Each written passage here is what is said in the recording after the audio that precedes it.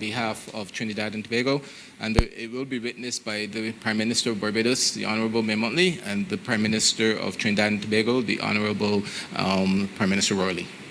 The signing will now take place. Thank you.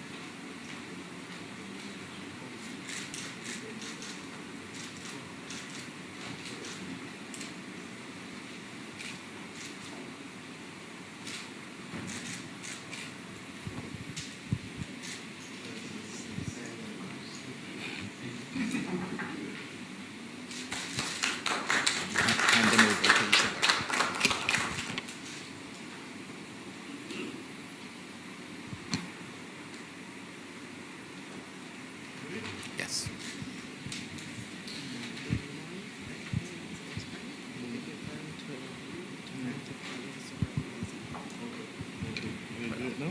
Yes, I think I put that in here.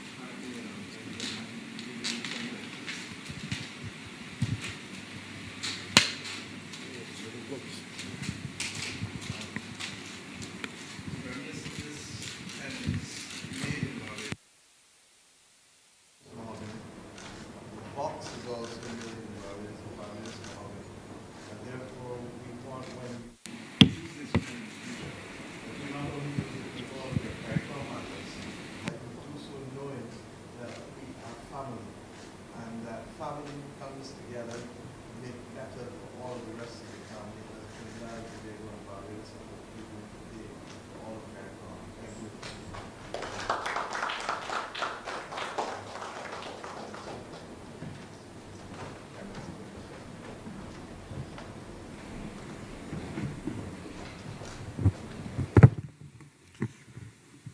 Good afternoon, ladies and gentlemen. Let me welcome you to Ilara Court. I in particular want to welcome Prime Minister Rowley and the members of the Trinidad delegation, Minister Knowles, Minister Khan, Minister West, and our own ministers, Minister Prescott and Minister Abrams, who you've seen already, members of the press. This is a very important morning for us, and one in which we are making giant steps to secure our future as a country, but also as part of a family with our sister nation, Trinidad and Tobago. And it is against that background I'd like to invite Prime Minister Rowley to address you as to what has been signed this morning with respect to the Memorandum of Understanding between Ministers Abram and Ministers Khan, both of whom have responsibility for energy in our respective countries. Prime Minister? Thank you very much, Prime Minister Motley. Let me begin by thanking you for your generosity in providing me with a writing instrument that is a piece of Barbados, and also to thank you for coming out on a Saturday morning in the middle of your rare vacation, which happens to be a weekend like mine, to do what is symbolically most important to our people, Trinidad and Tobago. Ministers, permanent secretaries, technical officers, members of the media of Trinidad and Tobago and Barbados. We, this morning, are continuing a journey of cooperation which was recorded just over 40 years ago between Dr. Eric Williams of Trinidad and Tobago and Prime Minister Tom Adams of Barbados, when these visionaries saw the need for our small island nations to cooperate to be able to make our path in the world ahead of our independence. 40 years on, we are here this morning, our ministers both signing, and you may have observed, signing with the right hand and the left hand, the documents to make sure that they are properly bound, binding the people of Barbados and Trinidad and Tobago to the potential that our natural resources hold out to us, and the requirement for the leadership of both our territories to do what has to be done to give our people the best realization of those potential. The document that was signed this morning is a memorandum of understanding between the government of Barbados and the government of Trinidad and Tobago. It's a non-binding document, but it's a commitment to cooperate in energy exploration in the offshore of our respective territories. As you may know, Trinidad and Tobago has a long history in the search for and the production of hydrocarbon products, mainly oil in the early days, and in the recent decades, gas. Our economy is now largely driven by gas, and we've been looking for that gas in the offshore and now in the deep water offshore. As we go further and further away from the coastline of Trinidad, we go further and further into the deep water of the Atlantic Ocean. We are currently in what we call Block 14 in Trinidad and Tobago, which is just about 85 miles off our east coast. And as we go further east, we get nearer to Barbados. Our Block 14 is right on the Barbados border. The border line, if you could draw a line in the ocean, with the boundary of Block 14 is our territorial border with Barbados. Barbados also has done seismic work on your side, but I'm pleased to announce to you that in recent years, our seismic work has encouraged exploration in the area on the border, and we have been doing exploratory drilling, and by and large, the first set of wells have been successful. So it tells us that we do have some potential in that area, and across the line in Barbados, geologically, the same potential is held out. So we as geologists, the Minister of Energy and myself, we are geologists, and the economists, and those who are involved in the engineering of the ocean floor study and the exploration engineering, we are all positive that there are things to be had in that area in the offshore. But to do that, it requires certain legal frameworks, and it also requires the attraction of investment into this area. So the positives on the Trinidad and Tobago side automatically attract a certain level of interest on the Barbados side. But that would be stymied by the market conditions as to where would any find on the Barbados side go. Because if you do find hydrocarbons, particularly gas, from the formations offshore, for it to be invested in any big and serious way, there has to be a way to monetize it, to bring it to market. And that market, common sense would say that market is in Trinidad and Tobago, because our offshore infrastructure coming so close to Barbados as it would to bring the Trinidad gas to market would give the Barbados acreage an attraction that other acreage around wouldn't have, because you are close to the infrastructure that takes the gas to market.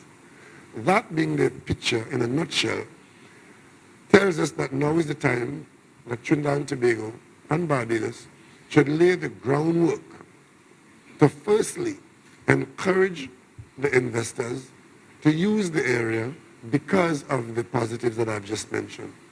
And also, in the event that we get to the stage of exploration, that we would not waste time trying to do the documentation and preparation that would be required for any exploitation of these resources. So the MOU this morning allows us to cooperate in laying the groundwork for the two countries to act as one in encouraging investment in our offshore, in our deep water. There will be two other levels of cooperation that will be required.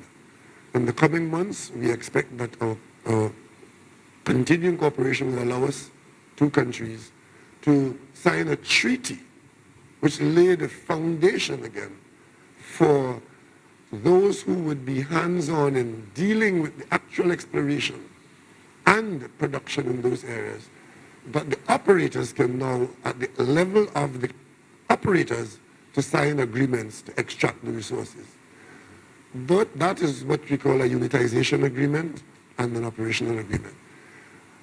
It's nothing new, but it takes time to put these things in place. And what we are doing here is laying the groundwork for that kind of cooperation so that as we realize the potential that is held out to us by an understanding of the physiography and the geology and the engineering and the investment profile, that when we get to the stage of saying, yes, we should do this, that we would have got there by cooperating and also by not wasting time in working out unitization agreements after we have done work which requires an agreement as such and a treaty as such.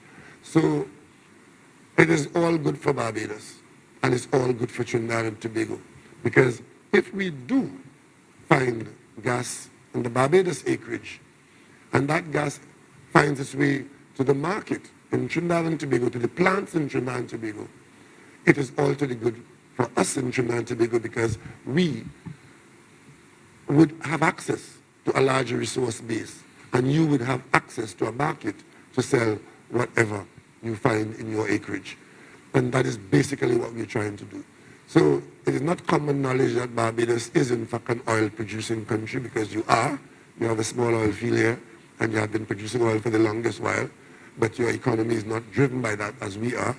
But now that we are talking about going offshore, we anticipate that maybe sometime in the not too distant future, God willing, and with a bit of luck, that Barbados could be a producer of gas and an exporter of gas to the plants in Point Lisas in Trinidad and Tobago, and therefore you are into the world market, because the gas that we sell is a product that is in the world market. And to do that, we are laying the groundwork politically here by this agreement, a memorandum of understanding, where the two countries have agreed to cooperate in doing all that has to be done, including the sharing of information, the sharing of the building up of our human capital, developing our young people in the field, sharing our experience, and of course ensuring that whatever arrangements are made with the external forces, that those arrangements are made by Trinidad and Tobago and Barbados standing together in treating with third parties.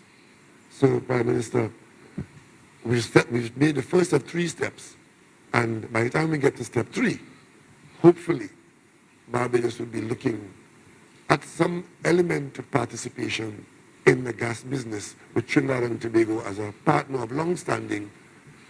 We're not perfect, but we are experienced, and our experience will work to Barbados' benefit. Thank you. Thank you very much, Prime Minister. I really want to thank you for coming to Barbados, to Bridgetown, and to bring this delegation. Last year when we first spoke at Montego Bay at the CARICOM Heads of Government meeting, I think both of us recognized that the level of cooperation between our two countries was ripe for us to build and develop on. And this is but one of the areas in which we are pursuing. We in Barbados are conscious that the development of Trinidad and the development of Barbados has been interwoven for centuries. I like to say, Prime Minister, that you may even have a closer and earlier connection to the Prime Ministership of Barbados than I would have by reason of your decision to marry. Most people don't know that your wife is a Barrow, of the Barrow stock. But the bottom line is that, and there are those in Barbados who still remind us of the days when Barbados had the administrative responsibility for governing Tobago. Today is not such an occasion of dominance, but today is an expression of partnership and cooperation. And for me, it is very special.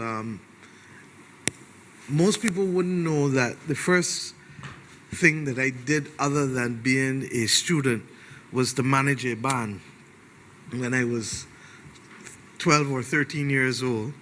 I'm happy to say that the members of that band have become the best in their field, Nicholas Branca and Arturo Tappan, so it was not a fly-by-night exercise. But of importance, the band was called Manjak, M-A-N-J-A-K. And it was called Manjak because we wanted a name that expressed the richness of this country and the heritage of this country at the same time. And many young Barbadians would not be aware that there was a time when there was a product called manjack that was in fact mined in the north and the northeastern corridors of this country. We have always been very clear that our maritime jurisdiction is what is going to help us secure our future. And it is for that reason that in my cabinet I appointed as well a Minister of Maritime Affairs and Blue Economy, because we're conscious that while Barbados is 166 square miles, our maritime jurisdiction is 400 times that size. And that jurisdiction has evolved over the course of independence, as has Trinidad's, and will continue to evolve depending on where the treaty framework under the UN Law of the Sea Convention takes us. We know geographically that between our countries and Africa, there is nothing but ocean. And to that extent, therefore, the future augurs well always for us on the eastern borders.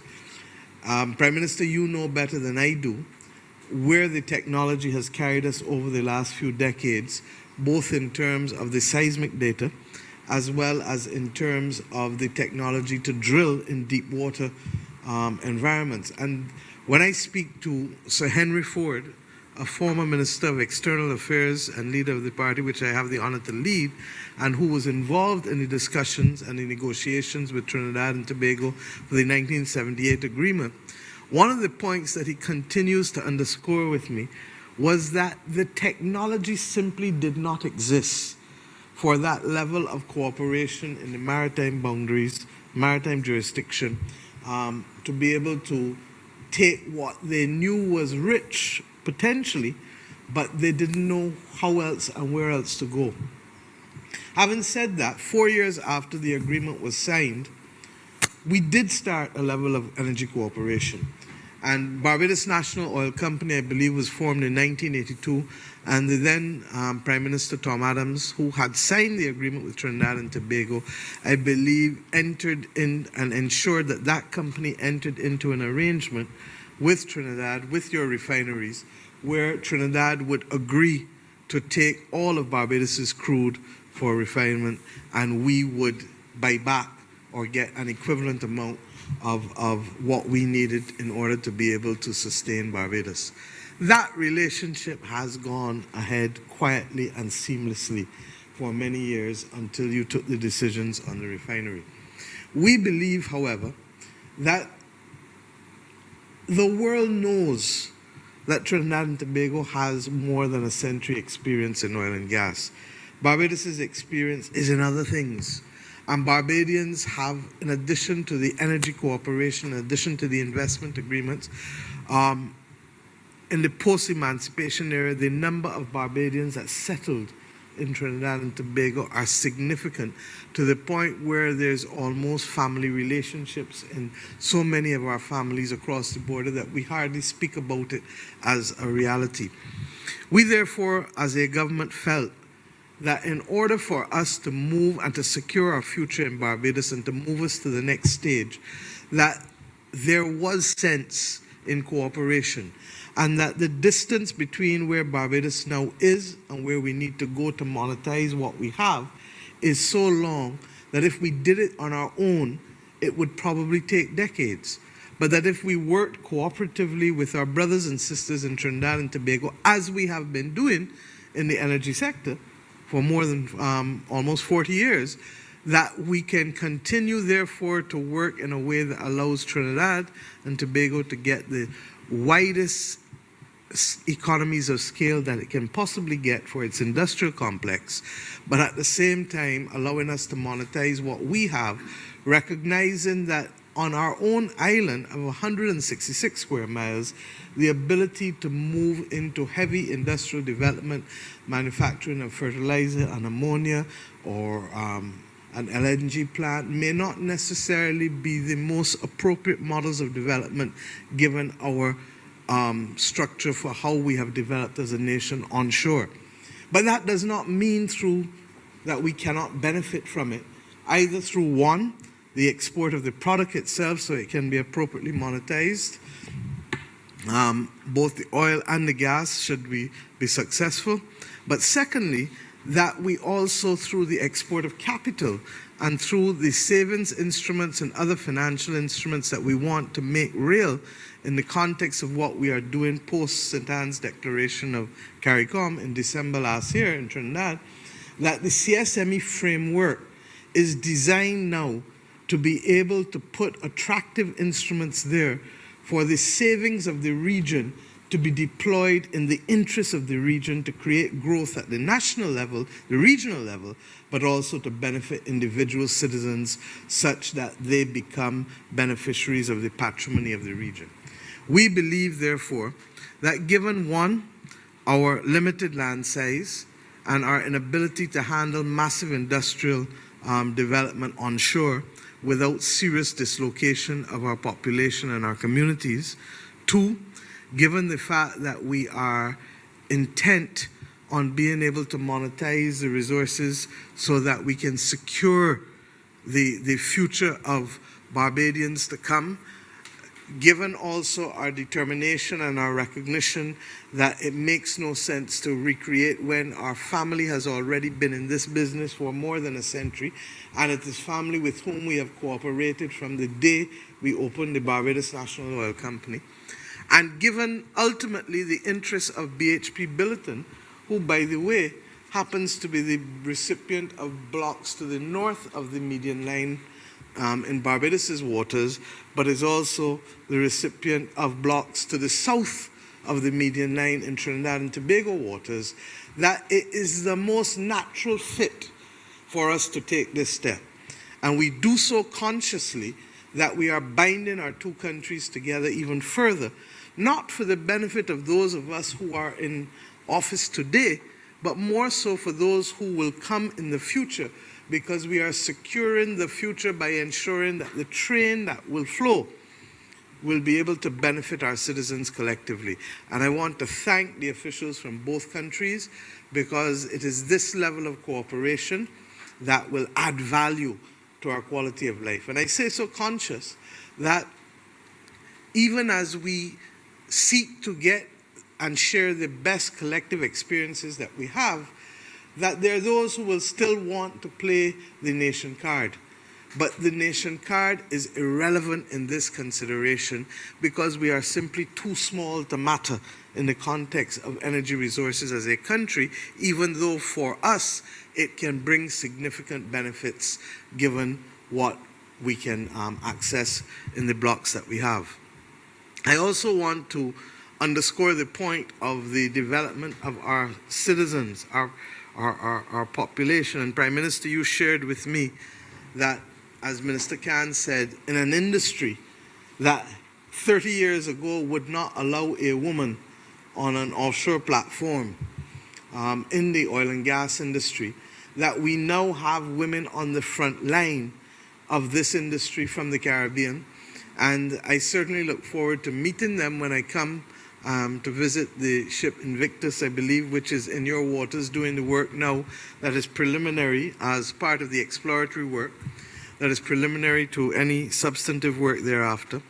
And it is important for me to send the message to young Barbadians. We've been lucky that we have some very wonderful public servants who are highly skilled, but we need more. And I'm almost jealous, sir, that I know that you last month, I think you said, would have inducted 35 young, bright Trinidadians into the Ministry of Energy. We're not at that stage so to do in those scales, but we recognize that with the few that we have, that the cooperation between our two countries can benefit both of us, and therefore it is an opportunity for young Barbadians to see their field as not just this 166 square miles, but working in a cooperative way with our brothers and sisters in Trinidad and Tobago. With respect to the steps, as Prime Minister said, this is a general memorandum of understanding that is non-binding.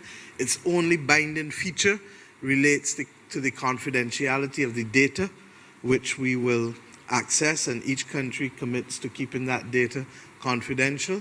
But we hope to have, by the end of this year, I believe, a general framework treaty for how we will treat the unitization. And unitization simply is creating a mechanism of one from what would otherwise be disparate entities.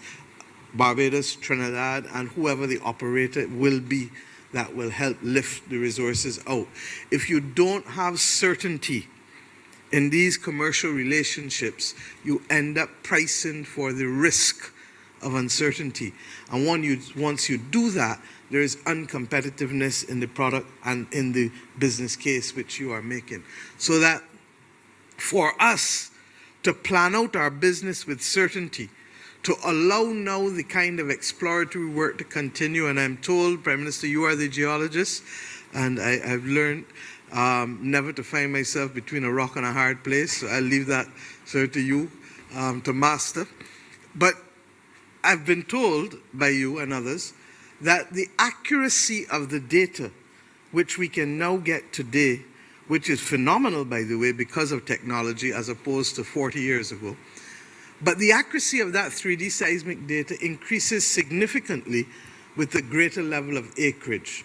So I would expect that pursuant to what we are doing here, we are going to facilitate the framework that will allow others to get the kind of data that will allow them to make the kind of investment with respect to hundreds of millions of dollars with respect to the drilling operations that they undertake. We are not unfamiliar, and you may recall that in the early stages of a government to which I was a member, in the 1990s, we had awarded a block, I believe, to the northwest of Barbados, on the western zone for sure, to Conoco. And I think it was called the Sandy Lane block. They had done a significant amount of 2D work, limited 3D seismic work. They were hopeful. And then, of course, they didn't get anything with the well. But what happened then thereafter was the business direction of the company changed, and therefore no further work was done with that respect. So that ours has not been the best experience thus far offshore, but we're confident that we are moving to a stage where the initial seismic work, and certainly what you are discovering to the south of the line with your formations, that the future could be bright. And we need, therefore, to prepare for it and to secure it. This morning is about securing the future of our two nations. And I look forward, therefore, to that deeper cooperation. I look forward to the human interaction continuing at all levels, both at the policy level, but also in the technical fields for our citizens.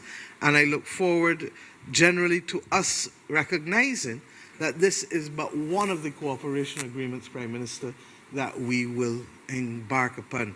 I know that you and I have already had preliminary conversations about deeper diplomatic cooperation, especially in the continent of Africa and in Asia, where for us, our countries as CARICOM countries have recognized that we can no longer live in a world that is driven by the North Atlantic perspective alone, and that in embracing the world, that there is sense in cooperation, and that it makes no sense us all trying to do the same thing thousands of miles from here when we can work collaboratively, and when 90% of the time the interests at that level are the same. So I look forward to us being able to meet perhaps with the two ministers of foreign affairs in the near future, being able to build on the work that Minister Abrams and Minister Khan have already shown us the way is possible with respect to this. I'll end on this. The 1978 treaty spoke specifically about insurance. And we all know that insurance became one of the largest enterprise sectors for cross-border investment. What we learned from then, we must always carry forward. And that is that while we create the framework for investment at the government level, we need to be able to deepen how we regulate and how we monitor, recognizing that that collaboration and cooperation between our public officers in regulation and in monitoring and facilitation is what will make the difference to how seamless this environment is and how attractive it is for investors, while never compromising the public interest, which remains dominant for our people at all times.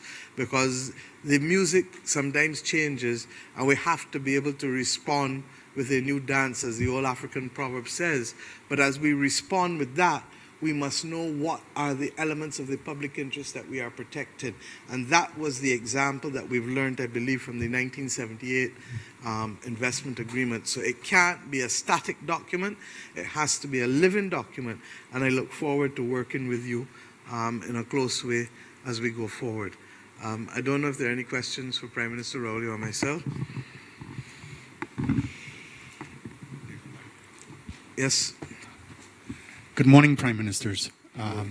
Ian Bourne, Bajan reporter, and CETA 90.1 FM. The same way that cooperation this morning has been done for the oil and gas sector, will something similar be put forward to fishing? Well, you must have been in the meeting this morning. The answer is yes. We are discussing cooperation from the point of view of participation, sharing product in the marketplace, and also investment in the industry. Mindful of the fact that cooperation between Barbados fishing interests and Tobago and Trinidad, and notice that I say Tobago and Trinidad, not Trinidad and Tobago, because this is of particular interest to the people of Tobago, who are our closest neighbor to Barbados here. And we can find ways to cooperate in such a way that they could be attractive to both to investors from Trinidad and Tobago and Barbados. And also we are at a stage of forming up discussions with respect to sharing our diplomatic efforts abroad. Prime Minister Motley just mentioned Africa and Asia, where we need not be duplicating our effort. For example, we currently have a Trinidad and Tobago mission in Nigeria, and you have one in Ghana.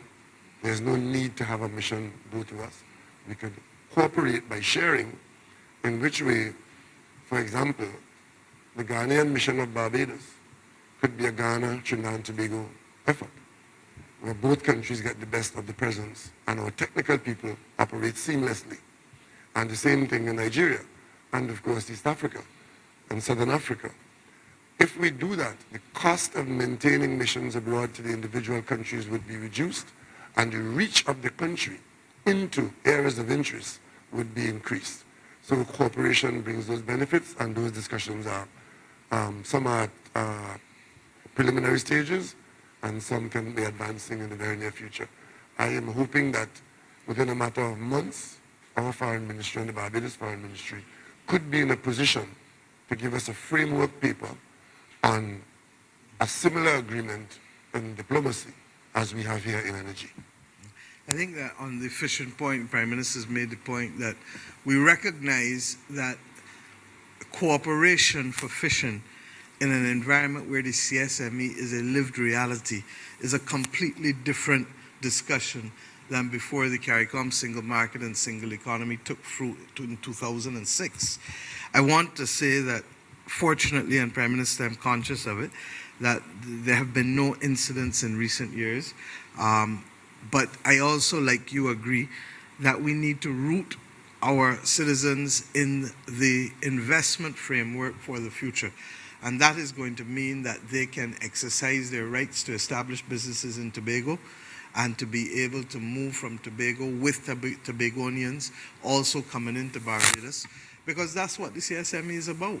And the fact that whether the fish are below the line or above the line ought not therefore to matter, because we have joint enterprises in both countries that can benefit from it. It is fair to say that we did not eat any cuckoo to have this discussion, because my weight does not admit of it at the moment, and I'm on a diet. But I can tell you that we had fruitful discussions that have allowed us to move to this next stage nevertheless. And I think that what we would want to do is to send down a mission of Barbadian fishermen to Tobago to have discussions with the Tobagonian fishermen for the investment opportunities, because what lies ahead of us is not a government-to-government arrangement now, but is a people-to-people arrangement to be able to make business decisions together in order to be able to sustain and secure and not look, by the way, at only the Barbados market or the Trinidad and Tobago market, but look at the wider regional and international market without obviously overfishing. But our future really lies in being able to create industrial-like entities within the fishing sector without having the Japanese and the Koreans and others who come into our waters and are doing exactly what Tobagonians, Trinidadians and Bajans should be doing together for ourselves, exporting to the same markets. So we want to move to the next level. This has been a long journey, and I've seen it at all angles, as you know, but I am satisfied from where I stand as the lead Prime Minister for CSME that this will become a thing of the past so long as there are enterprises involving Barbadians and Tobagonians to be able to create an industrial-sized fishing complex. Let us look at Suriname. Suriname exports over 38 million tons of fish to Europe every year. And we are really just making mock sport in the Southern Caribbean. So that what lies ahead of us is that promise, but it requires our business people. Governments don't trade. Individuals do. Companies do. It requires our business people in Tobago, our fishermen in Tobago, our business people in Barbados, our fishermen in Barbados working together. And we're committed to that. And I've already spoken to our general commitment on the diplomatic front because it makes sense, simply. News.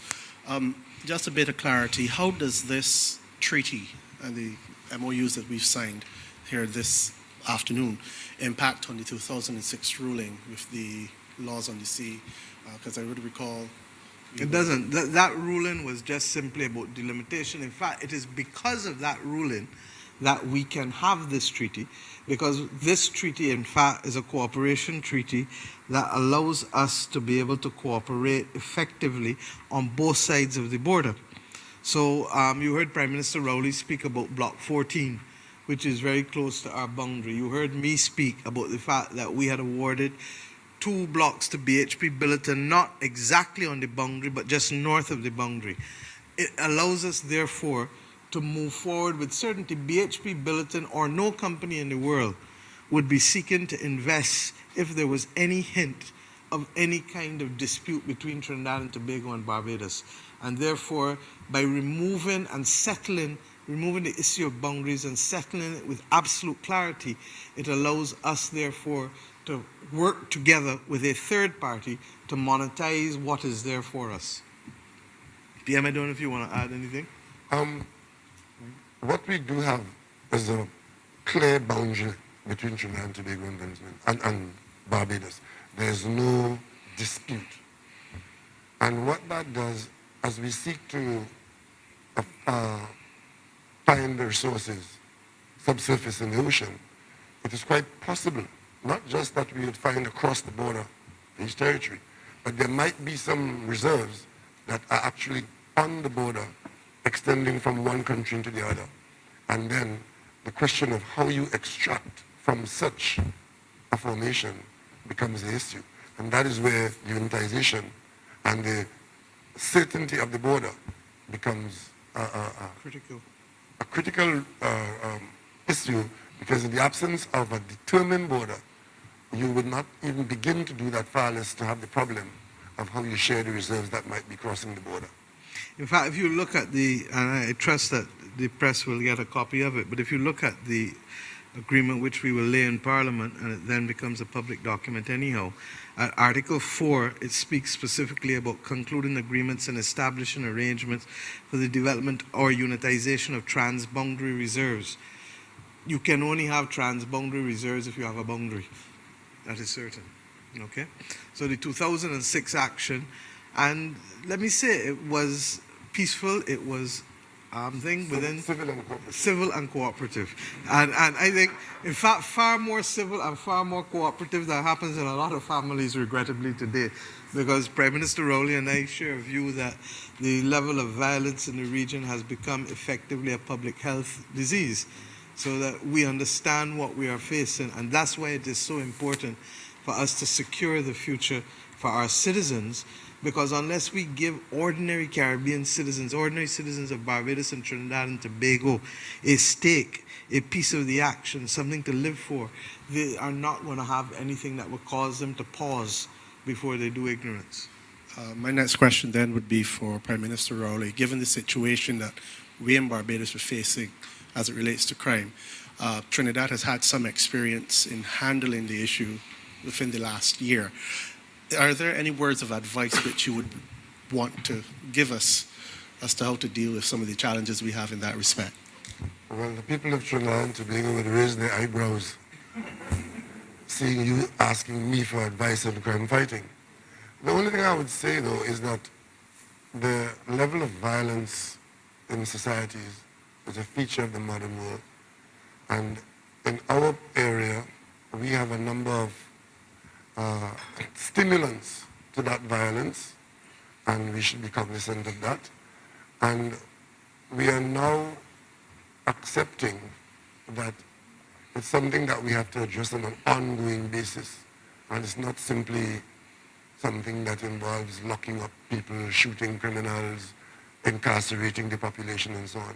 There are deeper issues which can take us to the source, but they are not overnight solutions to be had. Yep. And we in Trinidad and Tobago have been extending a lot of our resources and our effort, holding the line against the criminal element, unfortunately driven largely by young people. That's the frightening thing. It's the next generation, the young population, that seems to not have the value system, even on the value on life. And we are also penetrated by the problems of our larger neighbors. The drug and firearms trade is forever coming into our space and creating for us problems that we didn't have 30 or 40 years ago. So it's an ongoing response that is called for in a variety of areas. And it's something that we just have to focus on and be committed to, because there's no temporary or quick fix solutions. It's like an exotic disease that comes into an environment for plants and animals. Once it's in the environment, you have to face up to it. And that's what we're facing up to now. Violence, and Prime Minister Motley just mentioned this whole question of viewing the level of violence as a public health issue, being that it affects so many people. It is so frequent and it is so now inherent in our population that we have to treat it as a public health issue.